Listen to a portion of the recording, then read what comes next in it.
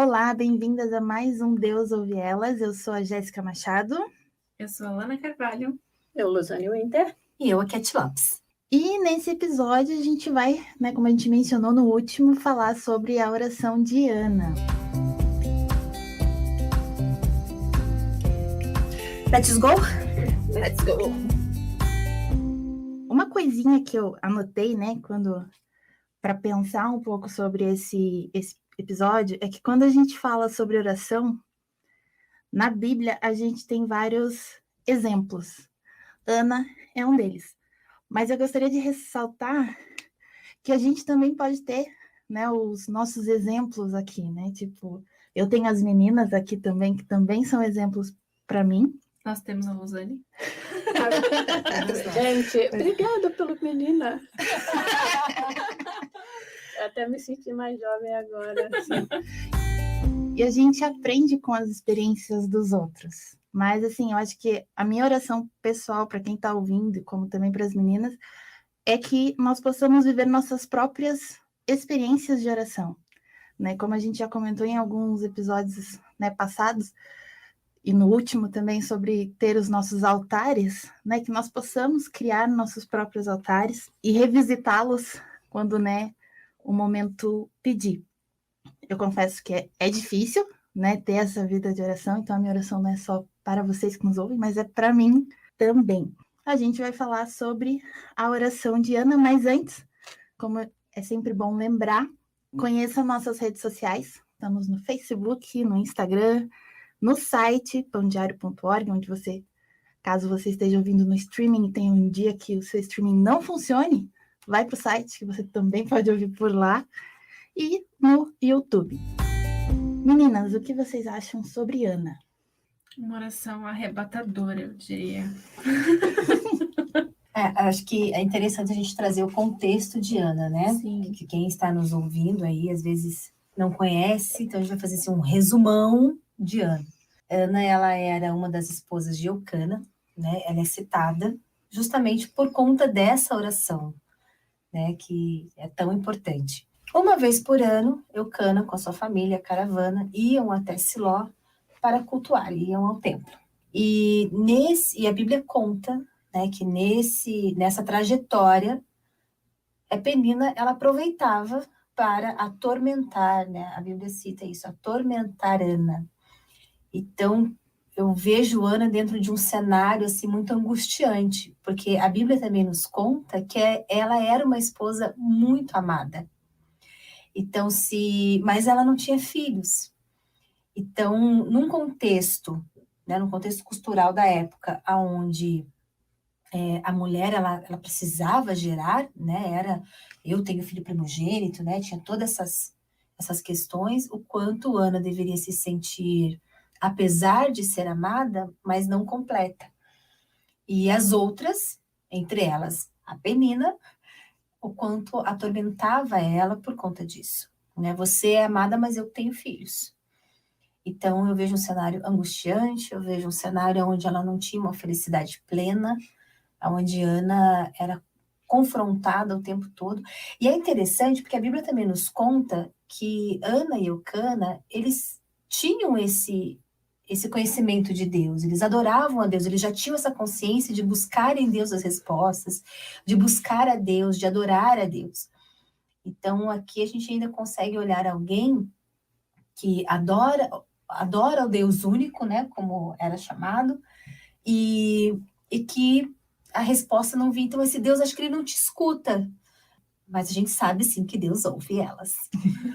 E Deus ouviu Ana, né? Em uma dessas idas ao templo, ela faz uma oração angustiante, sincera, da alma, a ponto de ela não esboçar palavras, né? Mas o profeta Eli acha que ela está embriagada, porque passa por ela e só vê ela mexendo os lábios, né?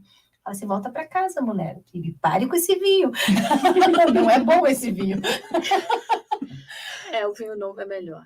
Com certeza.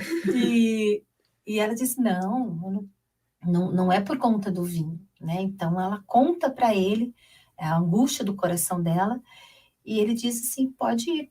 pode ir em paz para casa. A sua oração foi ouvida. E ela levanta e confia, o que demonstra o relacionamento, né? Que a gente já comentou tantas vezes aqui nos episódios anteriores. Porque quando ela obtém uma resposta, vai em paz. Deus te ouviu e vai conceder o desejo do seu coração. Ela levanta e vai. E ela faz uma promessa a Deus, né? Que se Deus desse o filho a ela o entregaria ao templo, né? Para servir. E, enfim, gente, aqui já bate outra ramificação, né? Para aquilo que nós já falamos sobre entrega também. Está com vocês. Eu acho não, né? Uma das questões, assim, que eu amo na Bíblia é essa exposição dos personagens, onde a gente consegue se identificar com a história, por mais que o contexto seja diferenciado, mas na questão da angústia que a Bíblia coloca, da própria declaração de Ana, quando ela diz assim, eu sou uma mulher em aflição, ou numa outra versão, de alma atribulada. Né? Então, a gente vê que esses aspectos de aflição, de dor, de sofrimento, eles acompanham a humanidade desde sempre. Né? E qual a diferença no sentido de como lidar com isso é que a Bíblia é muito inspiradora, porque ela não só mostra a circunstância e a situação que a pessoa se encontra, mas ela indica uma saída.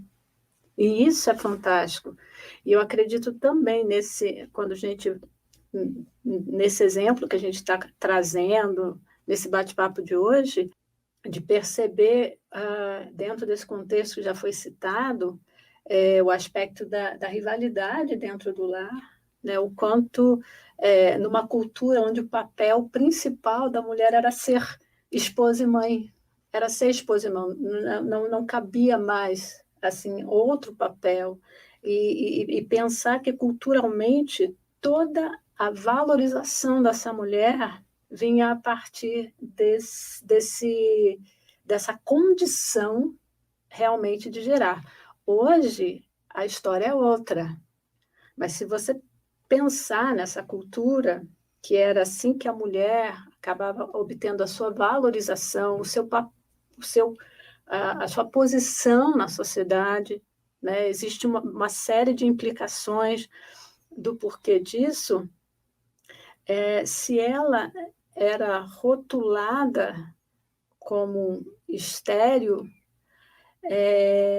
ela era um elo inútil nessa sociedade. Por mais que ela fosse amada. Por mais que ela fosse amada, né? Tanto que lá, quando Elcana, lá o marido vê ela chorando, que não quer comer e que só chora, né? Calada, etc e tal, ele fala assim, mas o que ele fala, né? Poxa, mas eu não sou melhor do que 10 filhos, né? Eu não te sou melhor. Então, é a questão, não é que ela estava desprezando o fato de ser amada, mas que toda essa situação lhe trazia angústia de alma, porque não era só assim, as implicações que o não ter filho abarcava. Não era só o fato de não ser mãe. Era toda uma conceituação como a sociedade havia. Que havia naquela sociedade. Então, quando a gente pensa nisso, até na oração de Ana, ou melhor, dentro desse histórico, dentro da própria declaração que Ana faz, porque o único momento que ela vai abrir a boca dentro da história dela, que a gente não sabe o todo, mas na narrativa bíblica, o único momento que ela vai abrir a boca é quando ela vai lá se colocar diante de Deus ou vai se explicar para Eli. Porque até a oração dela, ela faz a oração silenciosa e que a gente pode até imaginar o quão de repente aquilo poderia ser vergonhoso para ela expor, as pessoas ouvirem a dor dela. Uhum. Era algo que mexia com o íntimo dela, né? E ela fez uma oração silenciosa, a ponto das pessoas acharem que ela não está bem. E daí um outro aspecto também interessante nisso, dentro daquilo que a gente está construindo em torno dessa personagem, é que imagine, se a questão de ter filhos representava para essa sociedade a prosperidade, o ser abençoada, você imagina, então, o peso que essa mulher carregava por não estar ajustada, adequada a essa convenção, vamos colocar dessa forma. E não é de se admirar que, apesar de todo esse conhecimento prévio de Deus, porque, afinal de contas, Eucana era da tribo de Levi, né? Então, ele era da tribo sacerdotal, aquele que servia diretamente, né? Que deveria servir diretamente ao templo de Deus, separado, etc. Tal. Apesar de tudo isso, havia algo não resolvido. Havia uma circunstância que trazia essa dor, que trazia essa aflição, que era legítimo, assim como como a gente que está aqui, as pessoas que estão nos ouvindo, que apesar dessa consciência, ou desse reconhecimento da fé e da convicção da existência de Deus, da presença de Deus, em muitos momentos vai sentir dor, vai sentir aflição, como foi o próprio Cristo, como a gente citou no episódio passado, que no Getsêmani, Jesus a sentiu, na sua humanidade, ele sentiu aflição. Por quê? Porque ele era humano. E ele tinha uma relação com o Pai inigualável para um ser humano. Mas ele diz, a minha alma está em aflição, em angústia e angústia de morte. Então, a gente percebe que esse aspecto da humanidade ressaltado assim na história de Ana, ela traz algumas, como que eu poderia dizer assim, alguns aspectos e, ao mesmo tempo, alguns pontos que a gente pode reconhecer da seguinte forma. Existirão momentos que nós vamos sentir angústias, que a gente vai lamentar e que a gente vai se colocar diante de Deus em dor, sim, em sofrimento. Tá? E que esse conhecimento de Deus ele não vai nos privar, né? ou vai nos abonar de vivenciar algumas circunstâncias desconfortáveis. Porém, a despeito a questão é que ele está presente e ele inclina os seus ouvidos para nos ouvir. E é isso que vai fazer a diferença. É isso que vai nortear o meu caminho, no sentido ou de cair num ponto, num buraco sem fundo, ou realmente caminhar em esperança. É como nós cedemos às pressões, né? A gente vê a Ana dentro de um cenário de muita pressão e o que ela busca fazer por isso, né? A gente tem outras mulheres, né? Por exemplo, na Bíblia, que optaram por oferecer as servas, né? Nós temos aí outras duas grandes mulheres, matriarcas. E que nessa espera optam por dar o seu jeitinho, assim, deixa eu aqui resolver esse problema. E com Ana a gente vê um pouco diferente, como ela lidou com essa pressão de não ter filhos. Então, deixa eu aproveitar uma dessas visitas, cheguei no meu limite, e eu sei que Deus é quem pode resolver. E, de fato, ela coloca isso diante de Deus resolve, e a gente vê aí uma história bem diferente, né? Em relação às outras mulheres. Isso me fez pensar no aspecto contemporâneo, não propriamente da gestação física, mas quando algo que você deseja muito não é realizado. Então, eu comecei a pensar, né? Qual é o tipo de gestações que a gente gostaria de ter e não teve? Sabe, eu comecei assim a conjecturar, porque toda vez que você tem um sonho, ou você tem um desejo, querendo ou não, muitas vezes eu vou usar assim, né, gestação, entre aspas, algo que é gerado no seu coração, na sua alma, mas de repente em algum momento acaba sendo abortado, ou essa coisa que você queria tanto não vem à luz. Isso pode ser, de repente, um casamento, né, antes do casamento, namoro, ou pode ser Os estudos, a faculdade. É um trabalho, uma carreira, uma viagem e tantas outras coisas que vai assim, você vê o tempo passando e a coisa, e dá os 9 meses e não nasce. E não nasce. Então, eu entendo que é propício a gente trazer esse aspecto, porque são coisas que causam frustrações, trazem dor à alma, e muitas pessoas, quando a gente pensa hoje, nesse tempo de pandemia que a gente está vivendo, onde muitas coisas foram simplesmente abortadas, sim. Algumas coisas estão em continuidade, mas de uma forma totalmente ou descontinuada, ou totalmente diferente daquilo que era habitual. E quantas pessoas, a despeito desse conhecimento prévio de Deus, têm trilhado o caminho da angústia, da frustração, do desespero da alma e da depressão. E da depressão, porque não dá para afirmar que Ana não tenha vivenciado aspectos depressivos dentro dessa aflição que ela vivenciou. Mas aí a gente volta dizendo que a escolha que ela fez não foi se entregar a essa angústia, a essa aflição, a essa depressão. Se a gente pode colocar assim, ela escolheu seguir um outro caminho. Ela escolheu realmente recorrer aos céus, né? E isso fez toda a diferença aí. Sim, e assim, o que por si só já seria uma gigantesca lição, né, de Ana, é essa perseverança em Deus nela, né? Como a gente falou, né? Tem todo esse contexto de pressão e tudo mais.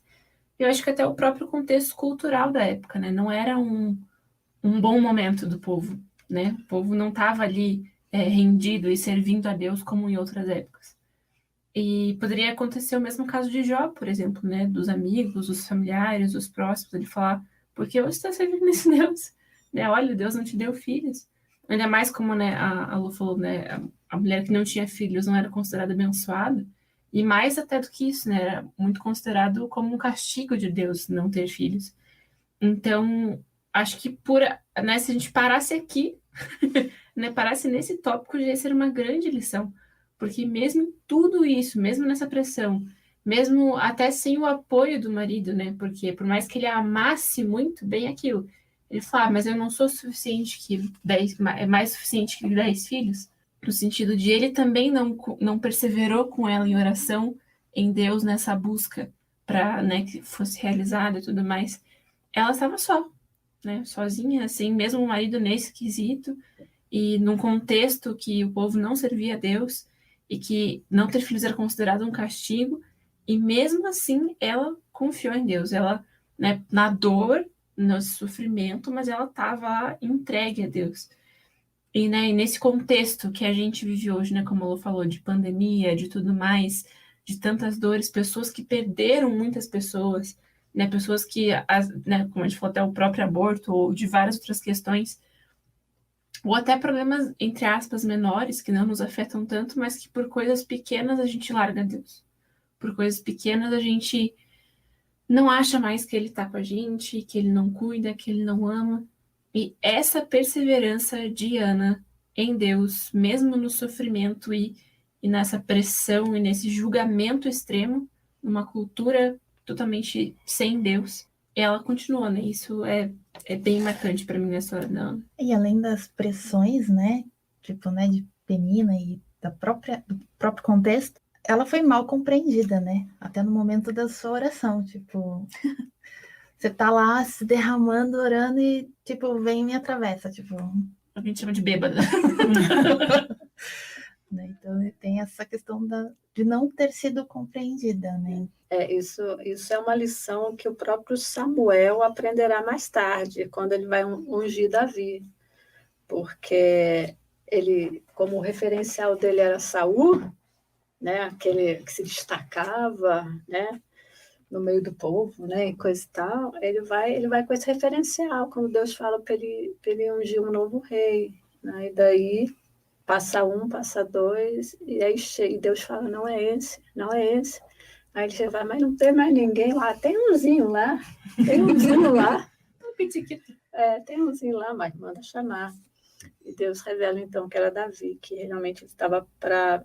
Então, isso traz esse aspecto de que realmente Deus não vê como o homem vê, porque o homem vê a aparência e Deus vê o coração. E isso é aplicável, porque o nosso olhar humano vai olhar para as circunstâncias e vai dizer: não tem jeito, não tem esperança, não tem o que fazer, não tem saída.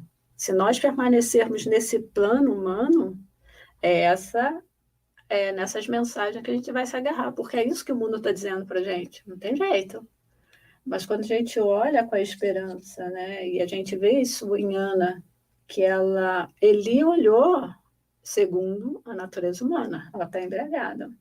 Mas Ana, quando ela se dispôs a orar, a despeito de toda a pressão, porque pensando bem, eu nem sei se a mulher, eu não posso afirmar, teria condições ou era permitido chegar ao altar da forma que ela chegou. Foi um momento de ousadia da parte dela como mulher, de ousadia, e ao mesmo tempo de enfrentar o aspecto de ser mal interpretada, porque foi isso que aconteceu, e ver que esse era o olhar também de Eli.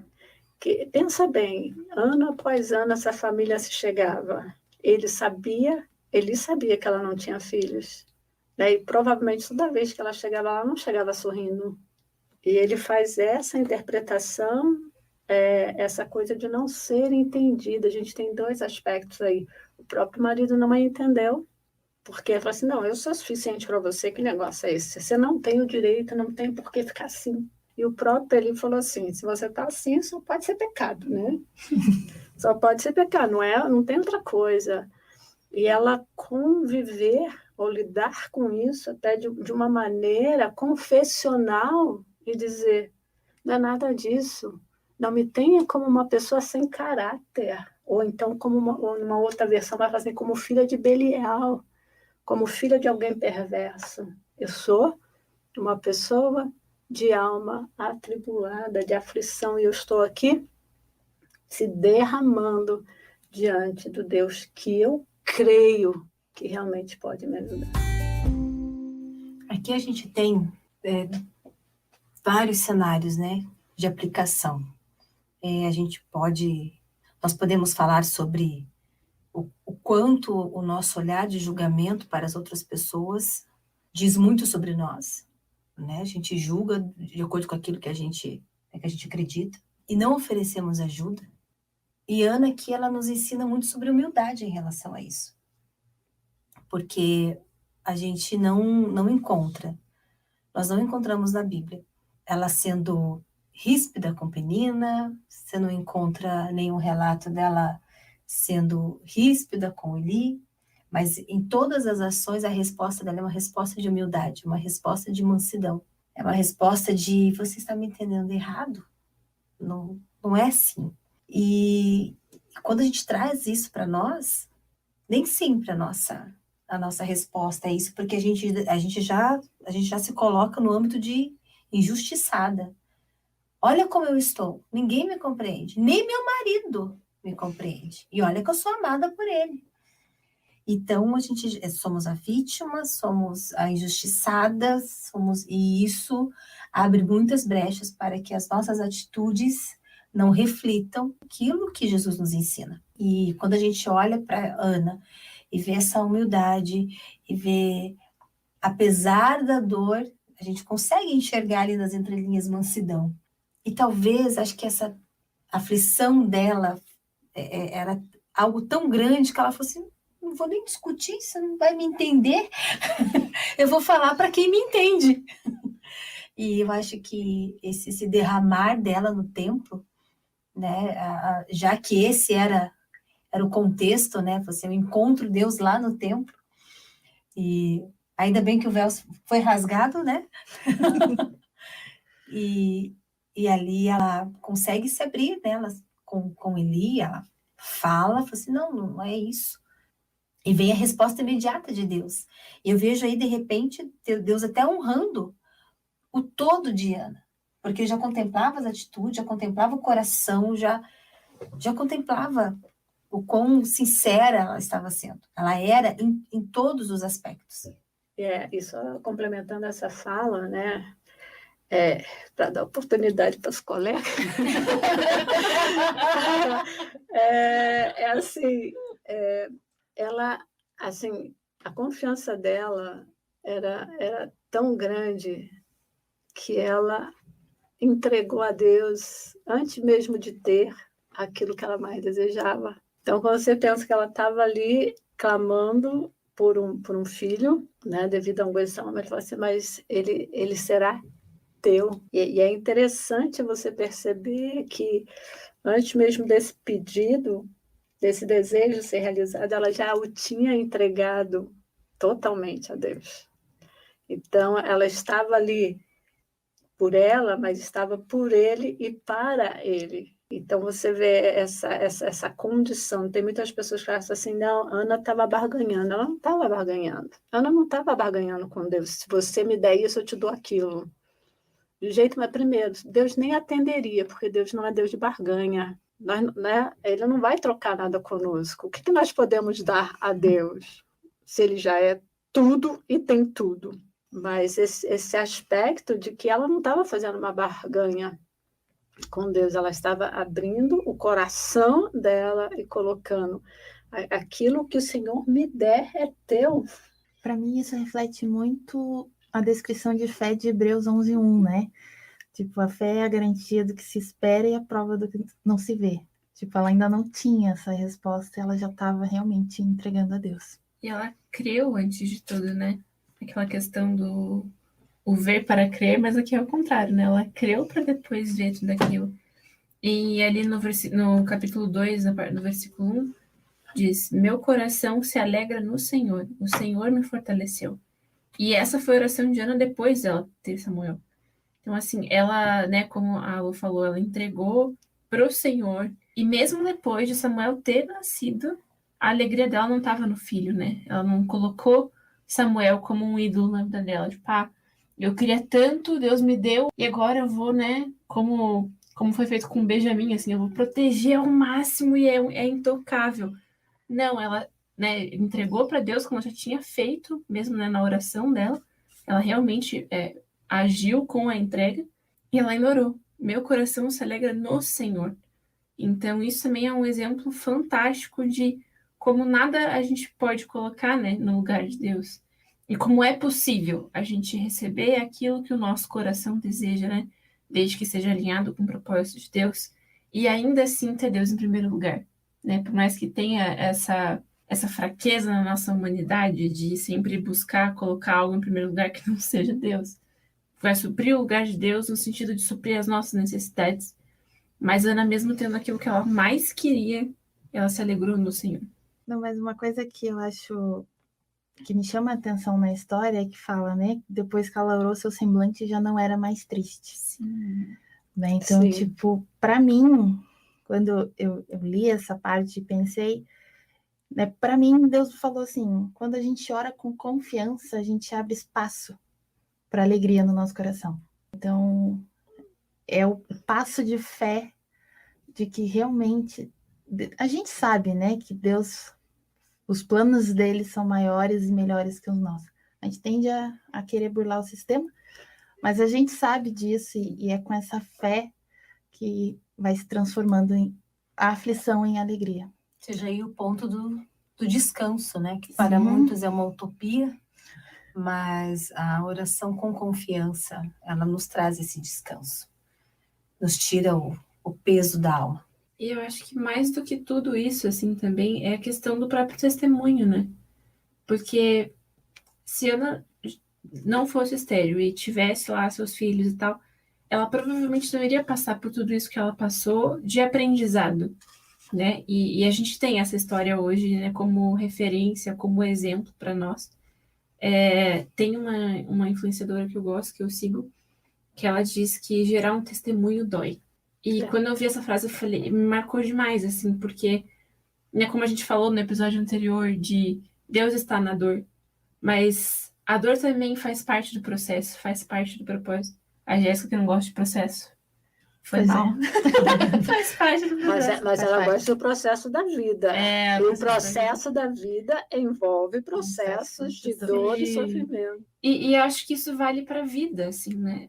Não tem como a gente viver algo grande e viver os propósitos que Deus tem para nós sem a gente deixar ele moldar. E ser moldado dói, né? Eu sempre imagino ali, né? Como se fosse Deus me quebrando para me refazer. Não tem como ser fácil. Eu tô nesse processo hoje em outras situações da vida, né? Até menos dolorosas do que Diana, por exemplo. Mas todos nós estamos num processo, o processo da vida, como diz a Jéssica. E dói. Eu penso que entra um pouco daquilo, né, que Paulo fala, que quando eu era menino, eu pensava como menino, mas quando cheguei a ser homem, né, então você vê aí que quando a gente pensa nesse percurso, o percurso diz, na verdade ele acaba ditando, porque faz parte essa coisa de você abrir mão, muitas vezes, de coisas que lhe são caras, para você conquistar outras. Então, é interessante essa coisa do apego, quando a gente pensa em alguns apegos na vida, de coisas que têm significado para você, porque te dão algum significado. Muitas vezes, coisas que têm a ver que o teu valor está ali. Né? O seu valor está ali, por exemplo, eu vou só me sentir realizada quando eu for mãe, ou quando eu for ser o CEO de alguma empresa, enfim, né? Nem que seja da minha própria. Mas, enfim, e a gente percebe que muitas vezes não, na maioria das vezes, quando eu quero caminhar realmente com Deus, caminhar com Deus e ter vida em Deus é uma gestação. Só que ela não é ela é uma gestação prolongada. Eu me lembro que uma vez, isso na minha adolescência, já que eu sou mais experiente aqui na minha idade, eu me lembro que nessa minha, até eu aprender a me relacionar com Deus em amor, eu tinha muito medo. Eu sempre tinha medo que Deus ia me tirar coisas. Eu ficava num pavor que vocês não fazem ideia. E essa era a minha resistência da entrega, porque na minha cabeça, se eu me rendesse totalmente a Deus, Ele ia me tirar coisas, e coisas que me eram preciosas, coisas que eu gostava, e etc. E tal. E até um dia que eu entendi, né? E esse pensamento mudou, eu até escrevi em algum lugar, que eu não me recordar onde está agora, que realmente, ao contrário, Deus nunca Ele me tira nada, Ele só me acrescenta. Só que aquela coisa, né? Se você pensa em como trazer coisas novas para sua casa, você tem que se desfazer daquilo que é velho.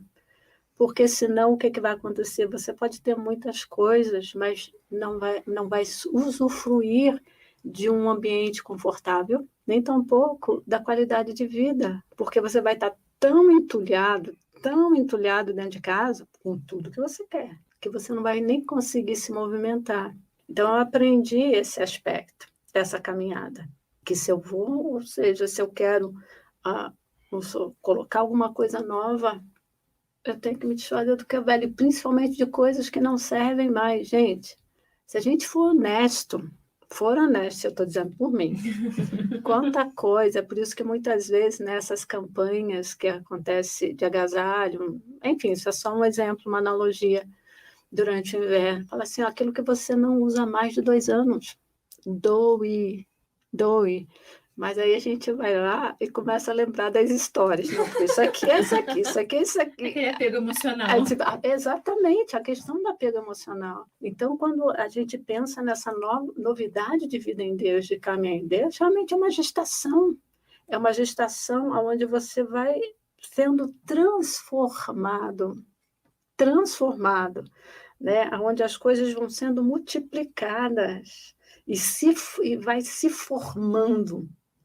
Né? Assim que a gente poderia usar até o versículo lá de Provérbios que diz: porque a vereda dos justos é como a luz da aurora, que vai brilhando mais e mais até esse dia perfeito. Então você vê um percurso, você vê que existem etapas a serem cumpridas, a serem conquistadas, e muitas vezes entra esses aspectos, né, de que a gente não percebe que a gente quer muita coisa de Deus, mas a gente não quer abrir mão de nada.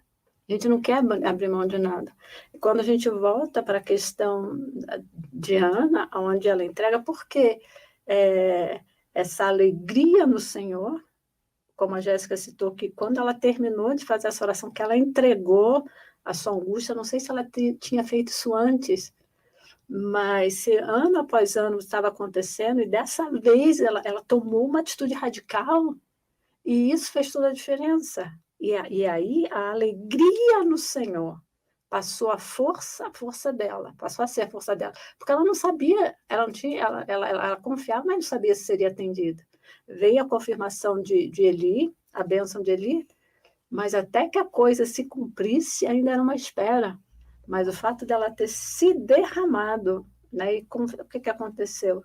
O seu semblante já não era mais triste, né, por ter estado exatamente na presença do Deus Todo-Poderoso, né? Eu acho que isso tem tudo a ver com um propósito, né? Como a gente já vem falado também em outros nos EPs anteriores e tudo mais, Deus é o Senhor do tempo. Ele não cumpre o nosso tempo, ele tem tudo certo e tem realmente um panorama de tudo, né? A gente não consegue visualizar.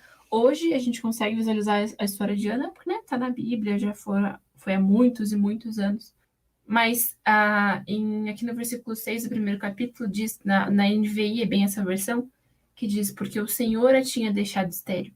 E aí, nos meus estudos e tal, eu estava lendo e destacaram bem essa questão do Senhor a tinha deixado estéril por um propósito, né? Porque foi pensar daí a longo prazo, né? Samuel substituiu o lugar que seriam dos filhos de Eli, porque os filhos de Eli não cumpriram com o que o Senhor havia, né, proposto para eles e tudo mais.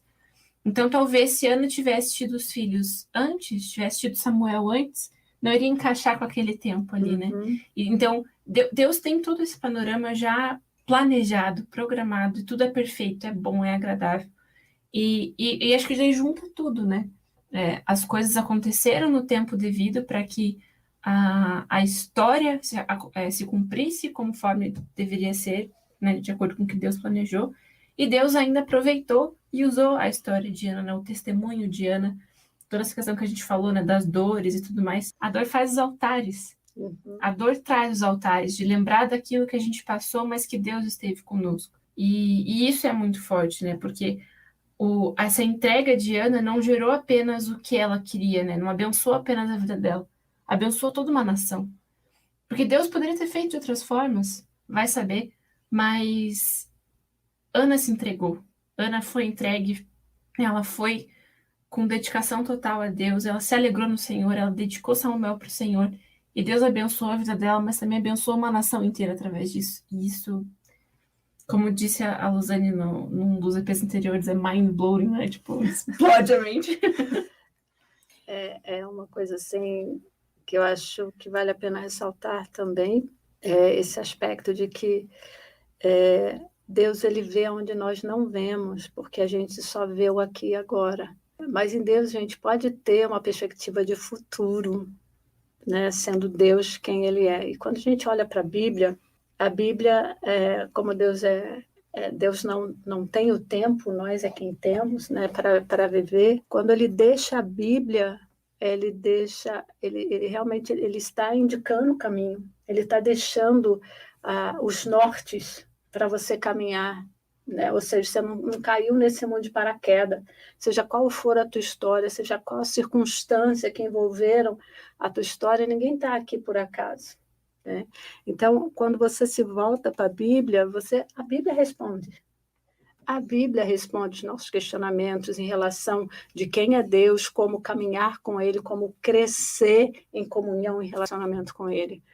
A Bíblia responde às maiores questões do ser humano, que é quem eu sou, de onde eu vim, para onde eu vou, para que eu existo. Então, quantas pessoas não lutam? A filosofia tem tentado a responder isso há séculos, e dá volta, por quê? Porque não quer reconhecer que toda a resposta que nós realmente buscamos em termos de propósito e de sentido se encontra em Deus, se encontra em Deus.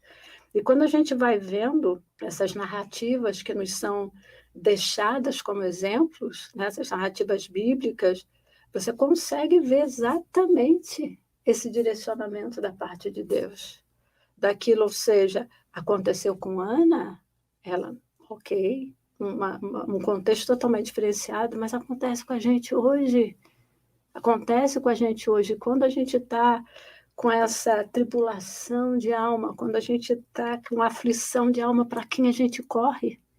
Para o melhor amigo? Ele vai te entender completamente. É bom ter um ombro, mas nesse aspecto de que somente o Senhor tem a resposta para você, Ele pode usar pessoas, como já foi dito aqui, com certeza. Deus sempre nos abençoou com o melhor dele, e o melhor dele sempre foi pessoas. Sempre foi pessoas, a começar por Jesus.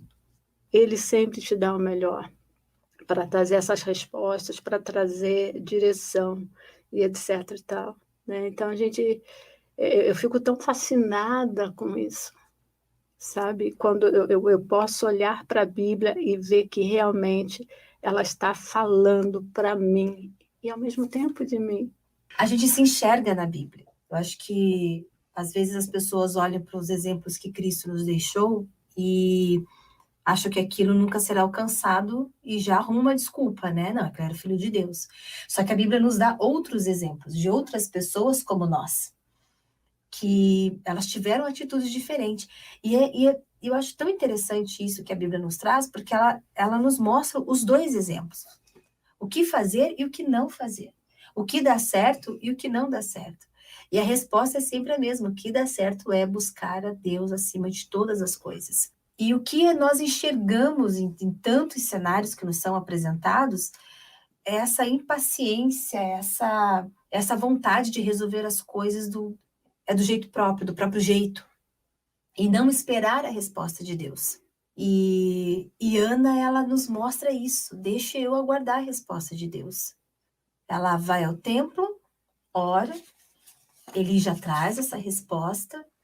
Ela é conhecida por Eucana. Samuel nasce. Quando chega novamente o ano seguinte para ir ao templo, ela falou assim, não, espera, porque agora é o momento dele estar mamando, dele estar se fortalecendo, que ele depende de mim, mas daqui a pouco não vai depender mais, e daí eu vou levar ele ao templo. E quando tem o desmame, ela leva ao templo e volta para ele e fala assim, eu sou aquela mulher, e eu vim trazer o meu filho, e agora ele está aqui. Aquilo que Deus me deu volta para ele. E eu fico imaginando, né, a Ana aqui como mãe, tendo como oportunidade de ver o filho dela uma única vez no ano, né, o quanto ela não deve se preparar para isso, né, que eu acho que agora ele deve estar desse tamanho, eu acho que eu vou fazer uma túnica nova, o que eu vou levar para ele, será que quanto tempo eu vou ter de conversa com ele, e é um relacionamento assim que a gente não é muito detalhado, né, na Bíblia, a gente só fica aqui realmente com a nossa imaginação. Mas o quanto a fé e a confiança em Deus de Ana fez com que ela tivesse uma atitude assim que muito mais forte do que tudo. A mãe entregar um filho. Num contexto que você não tem o telefone para ligar e perguntar como é que tá, dormiu bem, já tomou café, né? Uma vez por ano eles iam ao templo.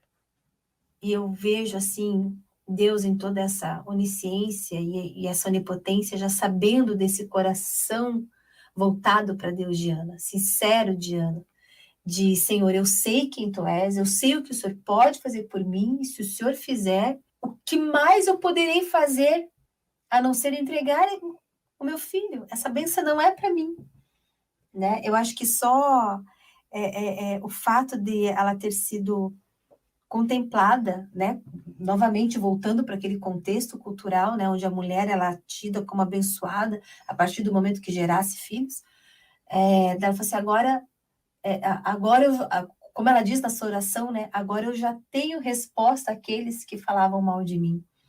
O Senhor me fez mãe de filhos. E o legal é que é bem esse, né, esse finalzinho dessa oração dela, Deus me fez mãe de filhos, porque ela entregou Samuel, que foi o primeiro, e Deus superabundou aquilo que ela nem tinha pedido.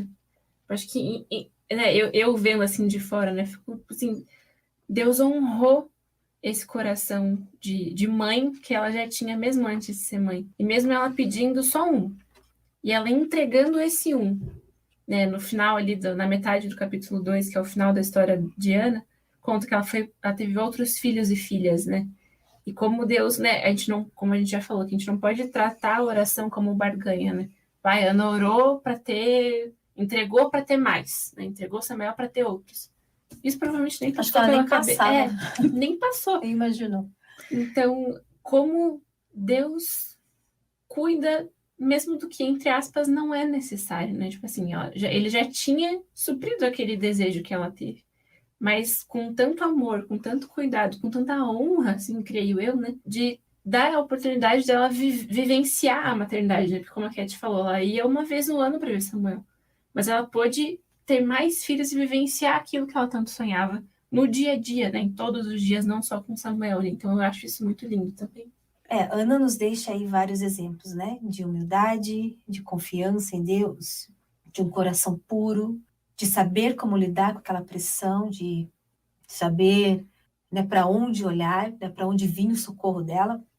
Eu acho que um dos exemplos que eu acho bacana em toda a questão da oração de Ana é que muitas vezes a gente se pega falando, achando que a resposta não de Deus é a que vai trazer sofrimento.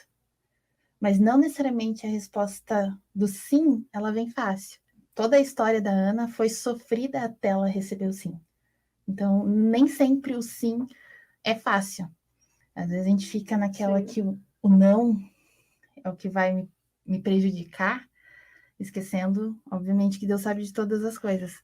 Mas o sim, ele não é fácil. E uma coisa que eu gosto muito, e aparece em 1 Samuel 1,19, e o Senhor se lembrou dela. E esse é um trecho que a gente vê em várias partes da Bíblia, né, de vários personagens. E eu acho muito bacana, porque ele se lembra de nós. Eu posso ter orado alguma coisa que eu não lembro. Ele ainda lembra de cada oração que eu fiz. E ele vai responder no tempo certo. E em Salmos 115, 12 fala: o Senhor se lembrou de nós, ele nos abençoará. Então, ele é um Deus que lembra. Por mais. E a gente, como a Alana comentou, né, que por vezes a gente sofre e é necessário ter a dor, justamente porque nós somos pessoas que esquecemos das coisas. É muito fácil a gente esquecer de tudo que Deus tem feito por nós. E muitas vezes é por meio da dor que a gente vai lembrar. Porque é muito fácil eu lembrar o que eu sofri lá atrás. É uma das coisas que eu sempre... Me custou muito aprender. Realmente me custou, foi doloroso aprender, mas nessa jornada, uma das coisas que Deus realmente me mostrou, que muitos nãos dele tem a ver, porque Deus não é conivente com disfuncionalidades. E quando você vai para Tiago, quando ele fala assim que se eu não me engano é Tiago que fala, né? Vocês pedem, mas vocês não têm, porque vocês não sabem pedir, vocês pedem mal. Vocês pedem para gastar no seu egoísmo, nos seus interesses, etc. e tal. E eu falo, e nessas distorções, eu digo assim que é uma distorção conceitual a respeito da pessoa de Deus, eu falo assim, mas até que realmente um dia ele me mostrou, eu não vou ser conivente com a sua disfuncionalidade, porque o meu não, muitas vezes, tem a ver com realinhamento de propósito, realinhamento de conceitos e realinhamento de vida, de saúde. Porque quando a gente pensa, né, se a gente trouxer esse aspecto do dizer não é saudável. Se a gente pega esse aspecto da psicologia, tem pessoas que falam assim, eu não sei dizer não. Então, Deus traz esse aspecto de um equilíbrio que o ser humano precisa aprender, que é quando dizer sim e quando dizer não. Né? Porque seja assim, sim, não, o que passar disso é do maligno, Mas, né? Conforme a Bíblia diz. Então, é só nesse aspecto, né? Se às vezes, assim, se eu paro assim, por quê? Por que eu digo não? Quando alguém me pede alguma coisa, vamos parar um pouquinho e pensar. Quando alguém me pede alguma coisa, por que que eu digo sim e por que que eu digo não? Quando eu digo sim e quando eu digo não? Qual a motivação que me leva a dizer sim e dizer não? Porque essa motivação vai indicar para mim se a minha postura nesse sentido ela é legítima ou não. Porque tem muitas pessoas que dizem não simples por pura vingança, né? Outras pessoas birra, etc. E tal. Tem outras. O pai, por exemplo, por que ele diz não para o filho e por que diz sim? Ou ele diz não para tudo, ou diz sim para tudo. Então, quando a gente começa a perceber esses aspectos naturais que estão ao nosso redor, e a gente para realmente para pensar e refletir na minha própria postura, né? Por que eu digo não? Eu estou vendo alguma coisa, se eu disser para onde esse sim vai levar, para onde esse não vai levar, ou então realmente agora não é o momento. Né? Então, para mim, é muito importante essa questão da ponderação quando a gente fala de respostas de Deus. Porque muitas vezes eu acho que eu tenho o direito, eu me dou o direito de dizer sim e dizer não, mas Deus não tem. Né? Deus não tem porque ele está aqui apenas para me atender. Então, a gente precisa pensar um pouco sobre isso também. Sendo que nós somos filhos, né? E como filhos, nós também estamos sendo, podemos colocar aí, educados. Exatamente. Né? E se Deus a gente sabe receber que só o sim, a gente vai ser criança mimada. Então, essa questão do sim de Deus, eu sempre lembro de uma cena de um filme, O Todo-Poderoso, que o Jim Carrey faz. Sim, maravilhoso. Tem essa cena do sim, aquele momento que ele já está assim, abarrotado de coisas, e ele recebe os e-mails. Ele, vou dar sim para todo mundo. E o mundo vira um caos. É isso. E vira um caos. E como é interessante, né? Porque assim, às vezes pensa, né? Nós estamos orando, às vezes, para a mesma coisa. Às vezes você em casa, né? Nós em casa, esposa e marido estão orando pela mesma coisa, mas pedindo, né, uma resposta diferente. É a mesma causa, mas ele está pedindo para que aconteça uma coisa e a esposa que esteja acontecendo outra coisa. Então, não estão nem alinhados. Então, Deus olha para tudo isso. Quando a Luzane comentou sobre esse realinhamento, né, é a volta para o caminho. E isso nos leva ao livro preferido da Luzane, O Peregrino, que todas as vezes que o cristão sai do caminho, ele volta para o caminho através da dor. Então, receber o não de Deus, por mais triste que seja, né, porque a gente sempre vai primeiro olhar com aquele olhar de frustrado, né? Poxa vida, eu queria tanto, e agora? O que será? Eu já tinha feito todos os planos. Mas a gente deve olhar com o coração alegre, porque Deus nos deu uma resposta, e a partir da resposta de Deus, a gente sabe, a gente tem a certeza, nós fomos ouvidos. E Deus disse não. Então, está certo, não há o que ser questionado, né? Eu fui ouvida. E uma coisa interessante é esse aspecto, né? Que sobre a pessoa de Jesus, tem um versículo na Bíblia que eu não vou lembrar agora, ele diz assim que Jesus é o sim e o amém. E o amém. E o amém. E então, o não sempre vai ser não para a gente, mas para Deus sempre vai ser sim, porque estará dentro dos propósitos e os planos que eu orei que eu quisesse que fossem feitos na minha vida. Ou seja, né, quantas vezes o não de Deus tem a ver com a oração que a gente fez. Senhor, eu quero te servir melhor, eu quero a minha vida realmente saturada, encharcada pelo teu Espírito. Senhor, eu quero realmente viver para a tua honra, para a tua glória. Tá? Então, vamos lá, né? Então, você vai precisar se desfazer disso, daquilo, né? É tipo o jovem rico que chegou para Jesus e falou assim, Senhor, o que eu vou fazer? O que eu posso fazer aí, né, para te servir, coisa e tal, né? Porque eu tenho feito... Aí Jesus fala lá dos mandamentos, mas isso eu tenho feito desde a minha mocidade. Nossa, né? Tem sido impecável. Ticado ali. Ele falou assim, então tá, vai e vende tudo que tem. Ou seja, tudo que você tem feito é muito bom. Jesus não condenou isso, ele saber. Mas ele falou assim, uma coisa te falta. Né? E quantas vezes o não de Deus tem a ver exatamente uma coisa te falta. E aí a gente volta. Por exemplo, do jovem rico, ele saiu triste porque era dono de muitas propriedades. No caso de Ana, né, ela foi e se rendeu. Então, a gente vê essas duas respostas nesses aspectos que a gente está conversando, e os resultados que isso realmente implica, os resultados que se traz a partir da postura que a gente adota diante daquilo que a gente pede diante de Deus. Porque muitas vezes, diante da resposta de Deus, a gente abandona os propósitos dele. Quanta gente abandona o propósito dele, porque se não for isso, eu não quero. Né? E fora que muitas vezes, quando a gente ouve um não, a gente acha que a oração ainda não foi respondida. Não, não é isso que ele está me respondendo. Não. E a gente continua orando. Perseverar.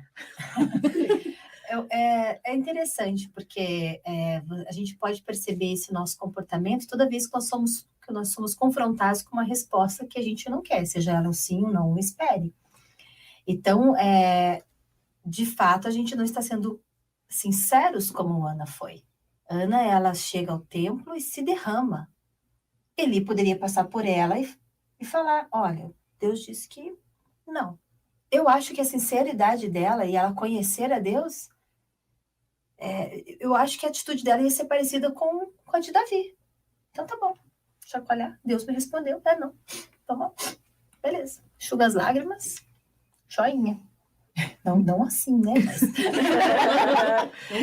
não tão assim. Mas não seria joia, nesse caso seria mais bijuteria.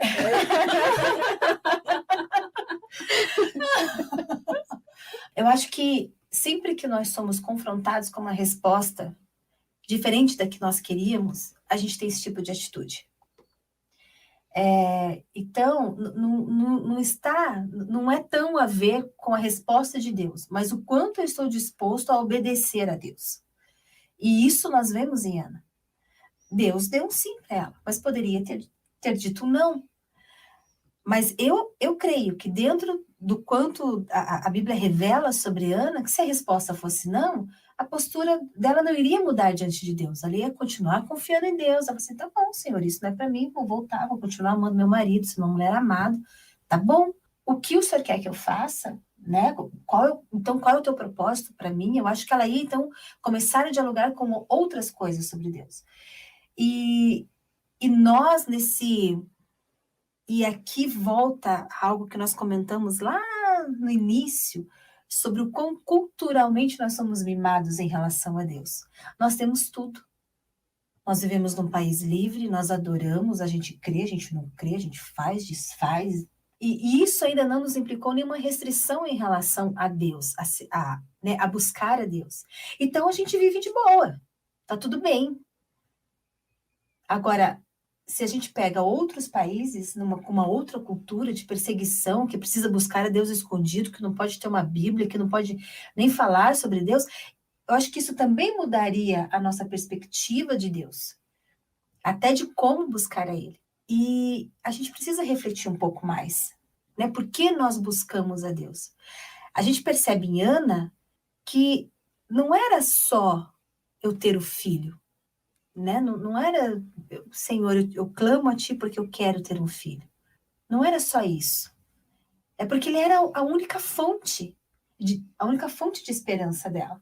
E muitas vezes nós não olhamos para Deus como a nossa fonte de esperança, como a nossa fonte de salvação, como a nossa fonte de vida. A gente olha para Ele só para resolução de problema. Como, não, eu já tentei com fulano, ciclano, agora eu vou ali em Deus. Se não der com Deus, eu vou lá para o outro. Não acaba em Deus. Enquanto não tiver a resposta que deseja, ele vai continuar buscando caminhos. Até que daí, alguém, né, nós sabemos quem, vai chegar e falar assim, então tá bom, essa resposta que você quer, eu estou te dando. Só que isso também tem um custo, também envolve vida. E a gente passa-se os dias, passam-se as situações, nós somos assim constantemente engolidos pelas circunstâncias e quantos detalhes passam desapercebidos, e principalmente nessa entrega a Deus, de como nós colocamos Ele à frente aqui neste caso, né, falando dessa situação com Ana da aflição, porque depois que passa a aflição, vem o cântico de Ana, né? O reconhecimento de que não há outro Deus, que ele é rocha firme, e quanto ela exulta a Deus através disso. E algo que nós também não temos muito hábito de fazer.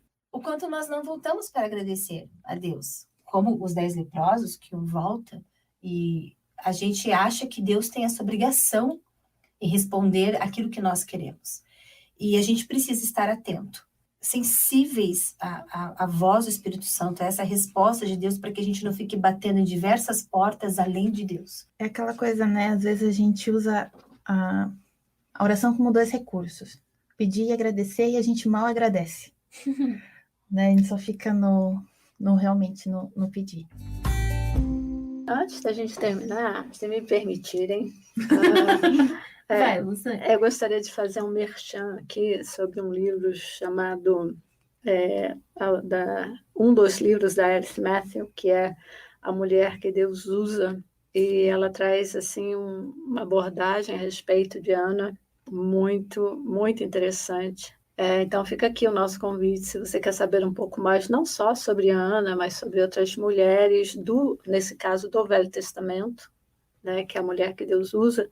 Você pode procurar, então, essa literatura no nosso site, né, Publicações, Pão Diário. É uma leitura muito abençoadora dentro dessa proximidade que você tem, dessa correlação, de que apesar de tanto tempo na história que nos separam da história de Ana, ao mesmo tempo ela é tão próxima, porque nós somos humanos como ela, no caso, humanas como ela, e também porque servimos ao mesmo Deus. E para terminar dentro da oração, né, qual foi a mudança, e isso a própria Alice Matthew, ela destaca que Ana aprendeu, ela aprendeu na oração dela, ela reconhece 3 coisas. Uma é que ela reconheceu a santidade de Deus, ela reconheceu que Deus é perfeito no seu conhecimento de todas as coisas, de tempos, enfim, e ela reconheceu o poder de Deus. E com certeza a vida dela nunca mais foi a mesma, não só porque pelo nascimento de Samuel, ou como foi falado dos filhos e filhas que ela teve posteriormente, mas pelo fato desse relacionamento com Deus mudar realmente a direção, e até mesmo trazer para a gente o quanto essa proximidade, o caminhar com Deus alinha ou realinha o nosso conceito, o conceito que a gente deve ter a respeito da pessoa de Deus. Só citando aqui o versículo 2 e o 3, ela diz assim, isso está lá em 1 Samuel, gente, 2, tá bom? Versículo 1 ao versículo 11, se eu não me engano, ao 12, 11 é a oração de Ana, Sim. de gratidão, né, a Deus. O cântico de Ana. E o versículo 2 diz assim, não há santo como o Senhor, porque não há outro fora de ti, e rocha nenhuma há como o nosso Deus. Não multipliqueis palavras de altivez, nem saiam coisas arrogantes de vossa boca, porque o Senhor é o Deus de conhecimento, e por ele são as obras pesadas na balança. Amém. Alguma consideração final, Lana? Como eu falei no último, eu recebi muito hoje. Não, mas eu acho que todo esse contexto mesmo de entrega e de propósito, né? Uma coisa que a gente estava falando até antes de começar a gravar, questão de maturidade, né? E a maturidade espiritual, maturidade em idade. E de nós 4 eu sou a mais novinha. E realmente tem coisas que eu só vou entender, eu só vou passar quando eu for mais velha, né? Por realmente fases da vida e tudo mais. Mas é muito bom ver histórias como Diana e várias histórias de mulheres, né? Que estão fora da Bíblia, que a gente vê por aí, que também são referência para as pessoas mais novas, né? Aqui no nosso caso, para as meninas mais novas, né? De como Deus tem um propósito. Né? Eu brinquei lá na bio que eu estou num processo, no episódio de apresentação também, falei que estou num processo E eu sei que Deus tem um propósito para minha vida, né? Eu ainda não consigo entender amplamente como é esse propósito. E eu acho que nunca nem vou entender, né? Porque assim como Ana, os propósitos de Deus para ela e para Samuel foram muito além dela. Mas que, independente das circunstâncias, independente das dores, Deus está com a gente, Deus está nos ouvindo, Deus nos ouve. Então é isso aí, né, gente? Esse foi o episódio 3 desta temporada. O próximo episódio a gente vai falar sobre Esther, um outro grande exemplo que a gente tem na Bíblia. E fique conosco, não esqueça de, né, ver nossas redes sociais, nossos materiais, visite nosso site e lembrando que sejamos perseverantes e confiantes em nossas orações com a certeza de que o Senhor se lembra de nós. Amém? Amém. Amém. Então, Deus ouve elas, Deus te ouve e Deus nos ouve. Tchau, tchau. Tchau. Tchau.